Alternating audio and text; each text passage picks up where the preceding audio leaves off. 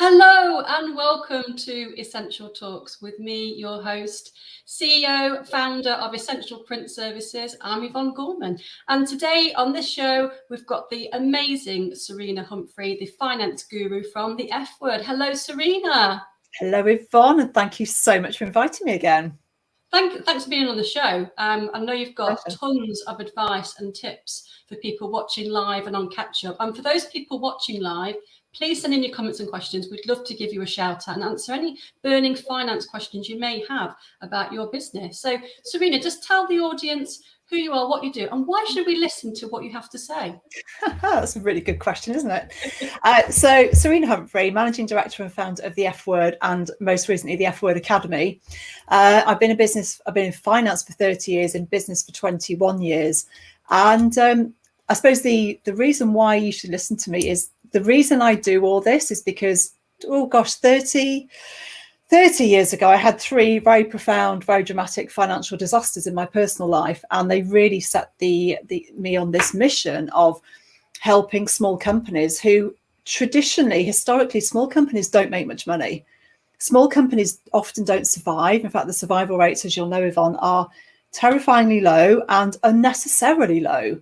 And what I've worked out over the years is if business owners can actually get their heads around the fact that finance is just their money, and we can make it really easy and exciting to engage with that and to manage it, you can literally transform the future of your business, but your future. And so the thing we were chatting about just before we came live, that feeling of earning what you deserve from your business and your business building your future for you, because that's where so many business owners don't get that connection between their personal life and their business. And they spend a life of maybe struggle or maybe not wanting to take money out of their business. And they get to the end of going like, what was that all for? Yeah. So our mission is to help business owners get life on their terms now while they build financial freedom for their future. No mean feat, though.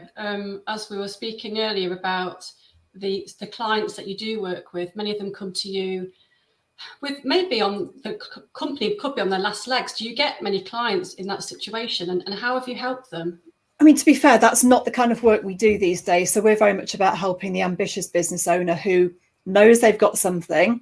Some of them are quite new, some of them are a lot more established. Maybe they've got 10, 15, 20, 50 staff, but a lot of people who work with the sole traders, sole single person companies. We don't tend to work with the people who are on their last legs because that's much more about rescue work and insolvency work. But for us, it's about people saying, look, I've got a good business, but it's not making enough. I'm not earning enough. And I really want to make sure that my business gives me the future I want and that I'm going to have financial security. And that's quite a different thing to saying I'm trying to rescue my business. So we tend not to do that kind of work anymore. So how can business owners add value into their companies? Do you have any top tips? Yeah, so adding values is very interesting. It's a whole module actually in our academy program. It's around being really mindful when you're running your business that you're doing things that make your business valuable. Now, you might say, yeah, but I don't really think I'm going to sell my company. But the thing about building value is that whether you're going to sell it or not, or whether you think you're going to sell it or not, doing the things that add value make it more valuable to you, let alone a buyer. So doing the right things that add value mean your business is more profitable. It has safer clients. It has better cash flow. And who knows, you may one day decide you've had enough, or you get a great offer or a great opportunity, and you decide you love to sell after all. And to know you've got that option because of how you've built your company. I mean, I've seen so many companies where they've had that offer out of the blue and they've had to go, we are just not ready. And when they've gone beneath the bonnet, they've realized there's nothing there worth buying. Whereas the client, I've got three clients at the minute who have just been doing all the right things and they've had approaches to sell and they're able to go, yeah, do you know what? We're ready. We could actually get the value that we want now because we've been doing those right things. Not just getting by, not just running the operation, but really strategically focusing on the things that add value into that business.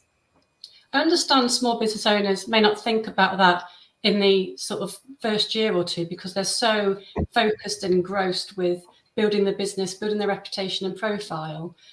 When would be a good time for someone to start looking at the business and start thinking of it as a package so they are ready for any opportunities that come along? And I love the way you've mentioned how you may not want to sell your business right now, but we don't know what's around the corner, and what on earth the past 18 months we've had.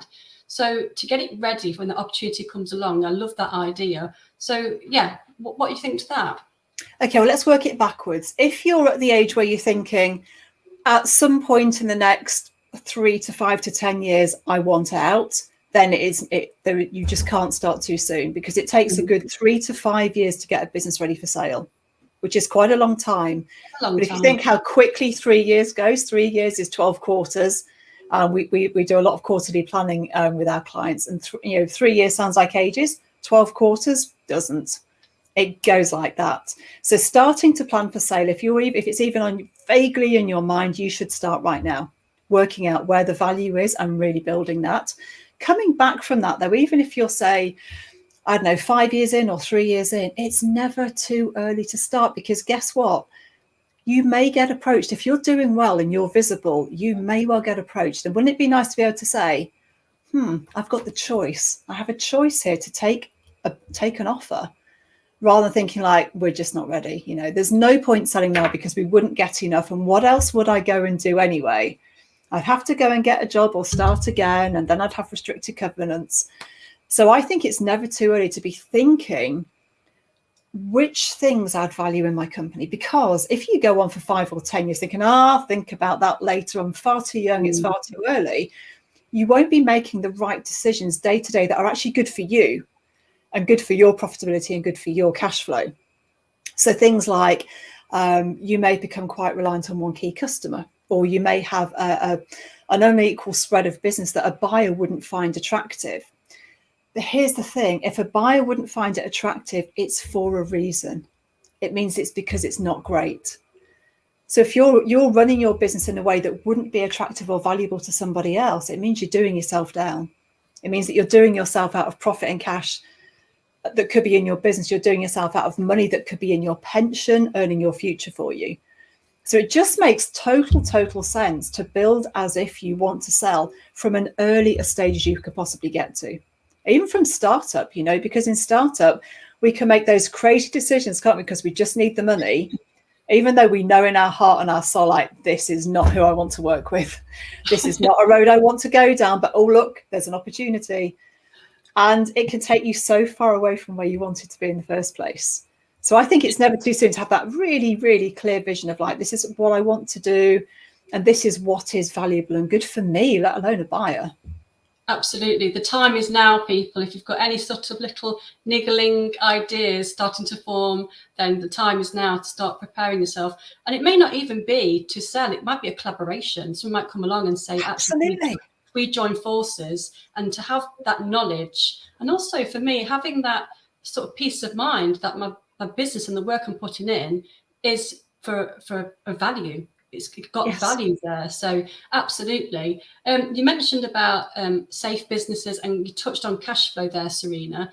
Are there any sort of tips that you can help people manage their finances with their bank accounts and savings? Talk to us about what you think we should be doing with the VAT and the corporation tax each month. Okay, so I've got some very, very clear rules that I work with all my clients on. Yes, you have. These are absolutely non-negotiable with every client, and we teach it very, very strongly in the Academy program. So first of all, one thing you need to know is that tax is not your money. So VAT, corporation tax, tax on dividends, any tax at all that you've got to pay out isn't your money, is not yours to spend, is not part of working capital, and does not have any place in your current bank account at all. It must be in a separate bank account that you don't touch except to pay your tax bill. Now, I meet people who go like, oh yeah, but I just keep, I kind of know how much it is and I just keep it in the main account. The thing is, every time you look at it, you've got a false view of what your trading cash flow is. Yeah. And it gives you so much clarity when you can go like, that's my current account, that's my trading money. Everything else is over there. And like, I know I can pay my tax bills. I never have to worry about tax bills ever again, because I tell you, I don't know whether you know from your experience, but so many people have problems like, oh no, it's the VAT quarter. Oh my God, I've got to pay the VAT bill. That should never be an issue because it was never your money in the first place. What's it? So you should never trade off it. Place, so why are you spending it? I know. And yet some people go like, yeah, but it's money in the bank. I should be using that money to grow my business, but it's not your money. And if you're going to tie it up in growth, guess what? You can't pay your VAT bill. And what I see when my clients do this, even if they've been a little bit resistant about it, is they go, oh my God, the transformation is amazing, because now all I have to worry about is my trading cash flow, my taxes are aside, and I never have to worry about, oh, it's corporation tax coming up. It doesn't matter. I've got the money. It's my personal tax bill coming up. It's okay. I've got the money. Tax on dividends is due. It's okay. I've got the money. And then you start to get much clever about how you use your cash flow, because you're not always falling back and, oh, well, I'll just use the VAT money this time. It'll be okay. It's never okay. Now, you may be thinking, yeah, but do you know what? I haven't got enough money to put it aside. And everyone has to start somewhere. And where you start is where you are now. Your first priority should be to get that money put aside, so that every month, every week, just start putting money into a separate bank account that's called tax savings. If you can, get one for tax, one for VAT, one for corporation tax, just so it's really lovely and separate and very, very clear. But start today by saying, if you haven't got your taxes put away, start now. How much could I put away right now that I wouldn't miss, that I won't have to borrow back? And I just keep doing that. And soon it'll just all be there. You'll have it there. And it does focus the mind in on doing that rather than spending it on something else, because it gives you a priority. What should I do with my cash right now? If you've got spare cash, put it aside. Because we have been through a pandemic. And even before then, I've been teaching this for years. Stuff happens in business that we can't control. Things happen. Management teams walk out the door and set up in competition. You can lose your biggest customer. A market can drop away. Pandemics. And we are no way out of this yet. So having cash is the most valuable single thing you can possibly do in your business. Get cash, keep cash, be a cash-rich business. Once you've done that, the next thing is buffer cash. Yes, I was going to ask you about buffer cash. Tell us about buffer cash. One of my non-negotiable rules: 3 months overheads in a separate bank account. Yes, minimum. My clients are now working towards 6 months because they've got their 3 month now. Then now we're going for 6 months. But cash in a separate bank account that you never, ever touch. It's literally rainy day money, but it's that peace of mind and that security. And I can't tell you what a difference it makes when you know you've got buffer cash, that feeling of security of like, what's the worst that could happen? Oh, well, we could use our buffer cash. I mean, as you probably know, I had breast cancer 2 years ago, and that feeling of like, well, I've got 9 months buffer cash. Like, do you know what? We've got buffer cash. I don't need to panic. I can be very calm about this situation, be it a lost customer, a change in market. I can be calm, and it buys you time to think. And then once you've got buffer cash, there's a third level, and that's investment cash. Oh, this is a new one to me. Right. Okay. This is a new one. Okay. So investment cash. So once you've got those put aside, you then start to put away money that you can then use to invest. It might be to take on a new employee. It might be to invest in something. It might be to put yourself on a training program you want, but it means, yeah, I've got the money to do that. I can say yes to that opportunity. I can say yes to that program. I can say yes to that coach. I can say yes to that new employee, because I have investment cash put aside. That means I can make quick decisions without screwing my cash flow over, because no one should be trading with tight cash flow, because it is time consuming. It makes you stressed, which means you're not thinking clearly. It means you can't make really clear decisions, and you're not free to really think about and strategize in your business, because you've always weighed down by that. Oh, I'm worried about the payroll, worried about the VAT bill. And it is so destructive to have cash pressure in your business. So I make it a number one priority for every client I go into, right? We have to work out how we get this cash into the savings accounts so that you can breathe, so that you can start to make really great forward-looking decisions for your business, not ones that are made out of fear about cash flow.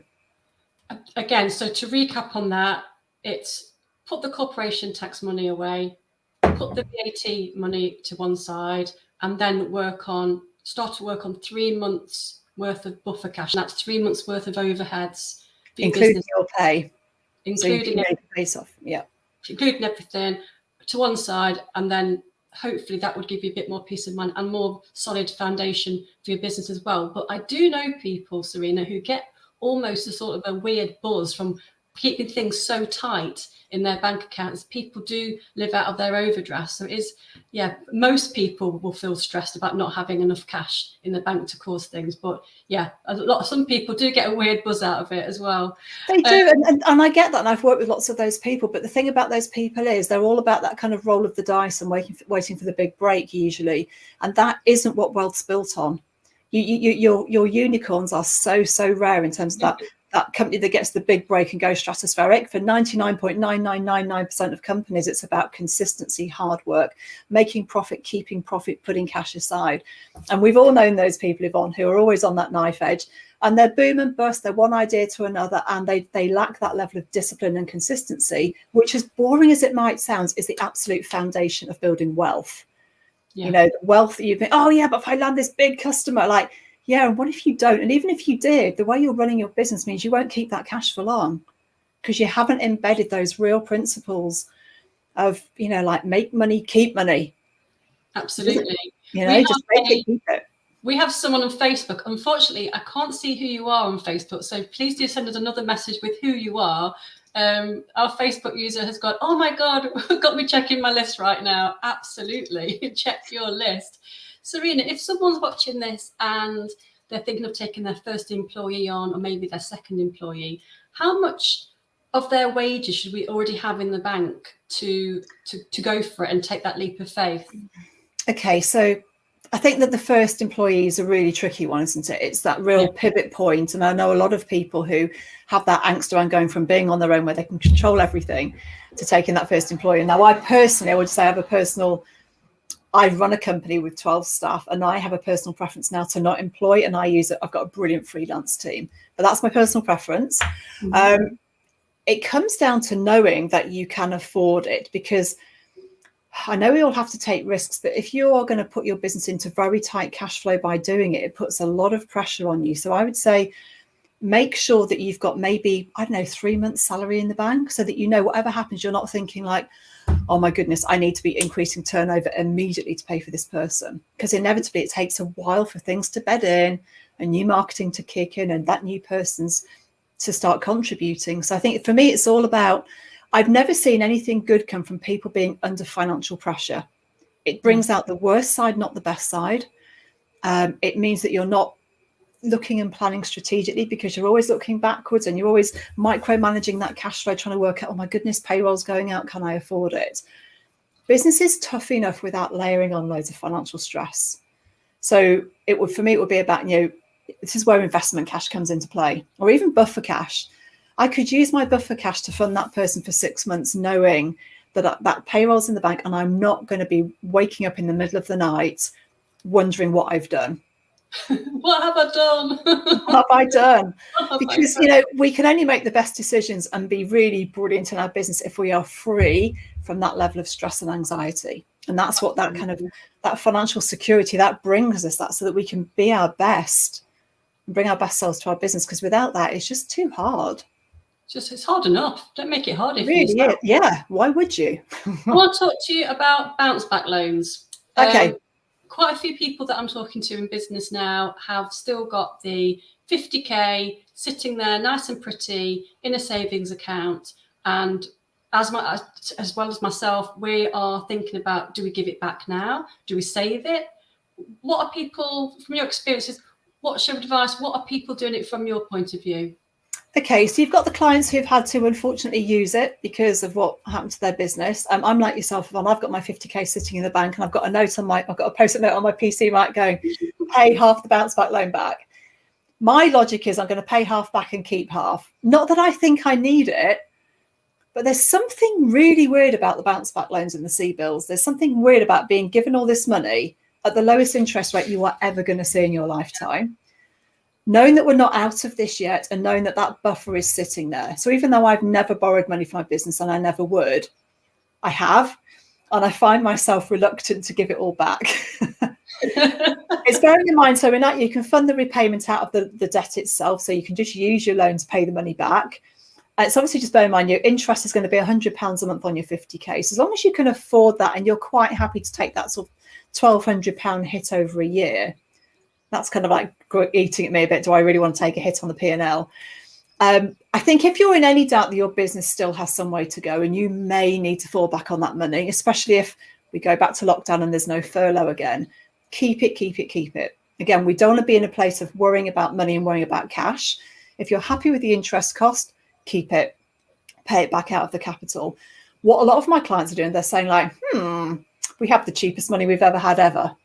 What can we invest it in? So people are actually bringing their investment plans forward and going like, we've got that money in the bank. We could really use this to catapult our business forward. And what I'm doing with some of this, I'm getting them to put their ideas and then come back and pitch to me. Like, what do you want to do with the money? Let's see if it passes muster. There's that tendency to think because it was so easily gained and it's so cheap, there's almost a tendency to speculate with it, I guess, rather than treating it like this is debt. If you were going to go and borrow this money, what process would you put yourself through? Well, I wouldn't have done. In any other situation, I would not have asked for that amount of money ever. My company's had an overdraft which is never used. It's never had a loan, and up until now. So it's like, well, it's so cheap, but it's almost it's mine now, and it's very easy to get it, but it's very difficult to give it back. I know, isn't it? I think what I'm going to do, I was going to pay 25. I might pay 30 off and leave 20 there. And again, it's not because I think I'll need it, but it's just something, there's just a security blanket about it being there. That's like, that's felt quite nice having that in the bank.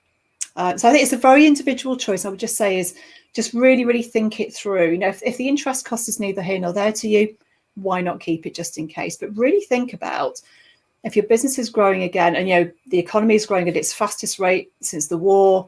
I did an interview with Robert Craven a few weeks ago. He said, we've got 4 or 5 years ahead, which is going to be an amazing economy. It's time to fill your boots and go for growth. And then there's going to be another correction. So there's a real opportunity now for really get in there and grow your business. And if you can invest wisely in things that will propel that momentum forward, if there's like that first employee you'd love to invest in, maybe that will be a really good use of it. If there's some marketing that you really need to get done, maybe that's a good use of it. Absolutely. And again, there's this conflict of hate the idea of debt, really does grate on me. But like you, Serena, there's a sort of a comfort blanket there. We're having the cash in the bank. So for the time being, I think it's going to stay there for a wee while longer. And we have another comment. Let's see. The best things in life are founded during a happy day. True, great things come during dark times, but greater things last when they are founded with a sound mind. That is very deep and meaningful, and it's a great link into my next question, actually. So thank you for that, whoever you are. Serena, it's a big question, why does money feel so icky to talk about sometimes with business owners? Why do people shy away from it? What is that all about? Okay, this is so interesting. So there's a thing about business owners and money. Business owners, and I'm generalizing here because I've been working with hundreds and hundreds of people over the years and I see it time and time again.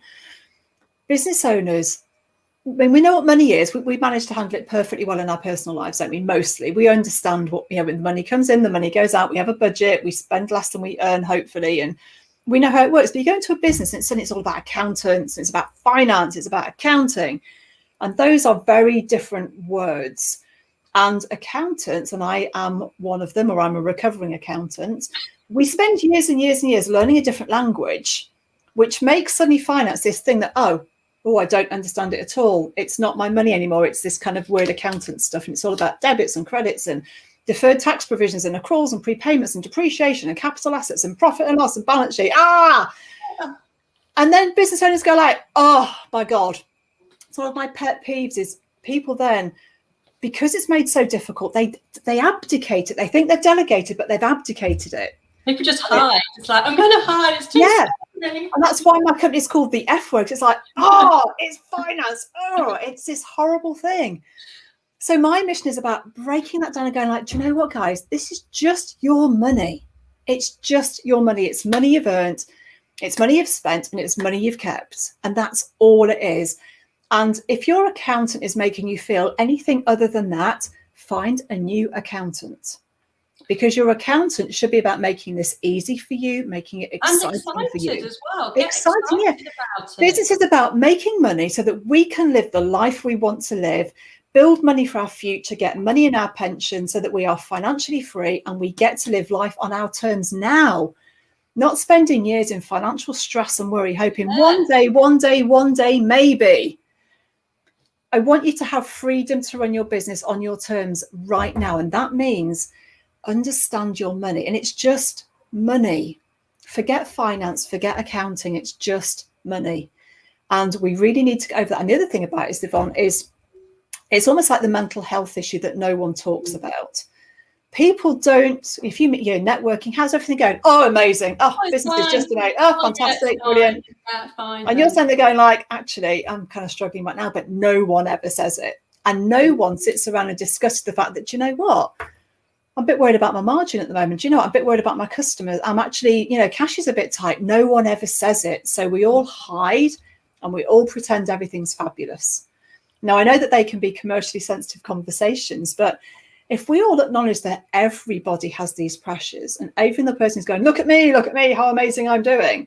I know for a fact half the crap you see on LinkedIn is just posturing, because I've seen behind them, I've seen their numbers behind it, like going, I know you're struggling like everybody else. Not that we should all be struggling, but so many people are, because the struggle is because people don't understand it, because they've let the accountant take over. They've abdicated to them and they're going like, I do not understand what the accountant gives me. Oh, I just ignore it. As long as you tell me it's all okay, I'm fine. It's like, no, you've got to take some responsibility, because it's no one else, not even the best accountant on the planet, gives a damn about your future as much as you do. How much you get into your pension, how much profit you're making, whether you're working with the wrong customers, whether your gross margins are too low. That's down to you. That's your job. You're the managing director. It's your job. It's your call. But to do that, you've got to understand the money, and just to recognize, forget finance, forget accounting, forget all the jargon. A good accountant should make that really easy for you. And having the right bookkeeper. And fun. And you don't have to be a mathematician. You don't have to be Carol Vorderman, do you, to get your head around the numbers? It's adding up and taking away. It's so simple. I'm not very good with numbers. I got a D in GCSE maths. Doesn't matter. But I got a D. But I love the account side of the business. It's just something I never thought I'd enjoy so much, but I really, really do enjoy it. So that's a brand new skill for me, brand new skill. And so once you can see, it's like, I'm looking at my money, I'm, my profit and loss. Okay, boring word, but it's actually, how much money did I make? How much money did I make this month? Woohoo! Where could I have made more? Did I overspend or underspend? Right, what can I change about it? How can I make more money next month? It's exciting. It's exciting. But the accountants kind of suck the life out of it like a dementor in Harry Potter. So, for me, there are people out there, and I'm guilty of this, feeling a bit guilty taking money out of your business, especially when you have employees. What sort of comments and thoughts do you have around that? Do you see any other of your contacts and clients who go through a similar thing? I suppose for me, it's because I'm a graphic designer and that's what I do. When I was employed, I had a set amount of money and that was it. That was enough for me. So when I owned a business and I could take more money out, it's like, but that's money for that's employees' money. It's not my money. I'll just take out, it's just what I need, and then that'll be it. Whereas I'm thinking, that's just a bonkers way of thinking of it, surely. It is. And I think if we go back to the initial principles of put that buffer cash away first in your taxes, what I see people doing is they pay themselves the opposite, whacking great big salaries, nothing in the bank, no taxes put aside, no buffer cash, and that's really dangerous. And there are actually less people than there are far fewer people on the take too much out end of the scale than on the don't take enough out. Part of what I coach my clients on is saying, right, once we've got your taxes put away and your buffer cash put away, I need you on a proper salary. You need to be paying yourself what you are worth. And we think, if I had to bring someone in now to do my job, what would it be? It wouldn't be the 20, 30, 40 grand I'm paying myself. It would be far more if I had to replace myself right now. Secondly, you're taking all the risk and you absolutely deserve to earn money for that. But I would also say is use your business to fund your pension or other investment vehicle that you're choosing, because your business's biggest job, and this is the bit that no one else tells you, your business's biggest job is to pay for your future. It is to fund your future. Above anything else, it's there to fund your future. So get money into your pension fund as a priority if you're not doing that. If you're not doing it yet, start with something and make it a priority to get it to a really, really good monthly level. And then I think just if you know that you are doing a great job, you've got your taxes put aside, you know you can afford your staff's wages, and you're not worried about hitting the payroll each month, just recognize how much you're worth. Recognize what it will cost someone to come and do your job for you, and recognize that most people are really underpaying themselves. And I want everyone to be living life on their terms now, not scrimping and scraping and hoping one day in the future they can afford the sort of holidays or lifestyle or house they want to have. But you deserve it now. If your business is doing well and you're doing a good job running it, you should have that now. Know your worth is definitely key takeaway. As a business owner, we are, you know, our skill set is incredible. The things we have to learn and do and be, we deserve to earn well from it. And it's all part of that risk and reward, which absolutely is, it's all part of running the business. We have another comment in, Serena. Really love how Serena simplified the scariest part of running even the smallest business. A lot of accountants will be getting fired soon. They will. And that's what I want people to understand is if you can get your head from like, I find finance scary to like, oh, I find it really exciting looking at my money. There's something quite magical happens because you then start looking at your business differently. You start seeing it differently. You start making different decisions because you can see the impact you have. Let me try that marketing campaign. Oh, look, turnover went up. I've made more profit. I can get more money in my pension. Oh, I can put my pay up. Oh, I can take that person on. There is no way around this. If you want your business to give you a great life and a great future, as a business owner, you have to take control of your money. But the good news is it's so much easier than you ever might have thought it was. That really is a great place there, right there. Perfect place to end the show. We've just come over 30 minutes. It's just absolutely flown by. I absolutely thrive off your passion, Serena, to help small businesses, because I'm definitely a passion of mine as well. But to have the finance expertise is absolutely amazing. Serena, tell people where they can find you if you want more information about what you do. Okay, so we're fwordtraining.com. We've got a Facebook group, a free Facebook group, which is teaching you all about how to build financial freedom, which is called Build Financial Freedom. I love to see people in there because we're doing loads of stuff every day about how to make your business more valuable. And we've got the Academy, which is our monthly membership training program, which is everything you need to learn to take the fear out of your finance and start to build that real wealth. So if anyone's listening, you'd like to come and join us, we would love to see you. It's 7-day free trial and it's £49 a month, which is at a price that literally any business can afford. Gosh, that is a fantastic price for all that knowledge. We teach literally everything we teach our clients is in that program. Amazing. But I think the first port of call, and I can vouch for your Facebook group, is a great community there as well. Great supportive community. Anyone watching this who wants to get involved should definitely look that up. Serena, thank you so much for being part of the Money Show for Essential Talks. And anyone watching this on Catch Up, please send in questions and we'll get back to you as soon as we can. So Serena, thank you very much and we'll see you next time on Essential Talks. Great to see you again, Yvonne. Thank you. See you later.